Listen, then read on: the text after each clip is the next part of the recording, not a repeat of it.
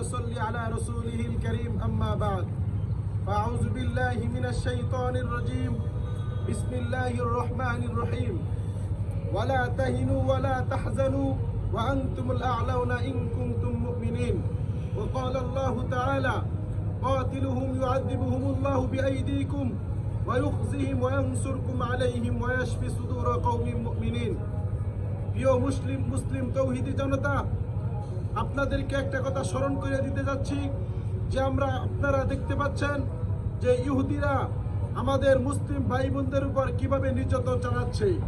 এর প্রতিবাদে আমরা নিন্দা জানাচ্ছি।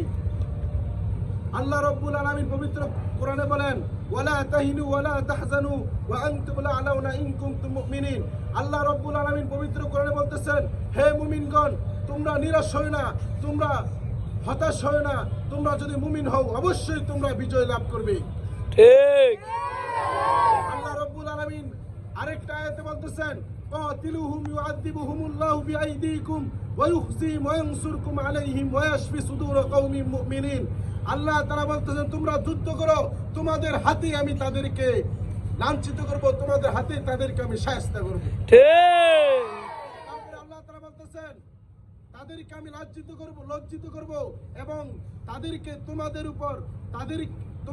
তাদের উপর বিজয় দান করব এবং তোমরা তোমাদের মুমিনদেরকে তোমাদের অন্তরকে আমি শান্তিতে পরিপূর্ণ করে দেব।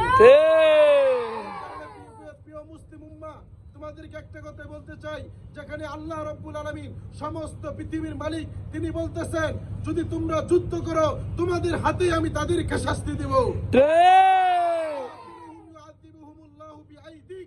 তোমাদের হাতেই তাদেরকে শাস্তি দিবেন।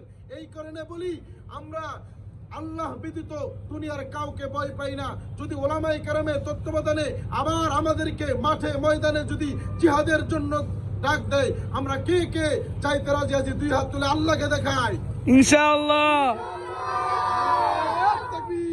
আল্লাহু আকবার। ইহুদিদের কালো হাত ভেঙে দাও, ভেঙে দাও। ইহুদিদের পণ্য বয়কট। সাবিলুনা আল জিহাদ, আল জিহাদ। জিহাদ চাই, জিহাদ করে বাঁচতে চাই। তাকবীর। আল্লাহ।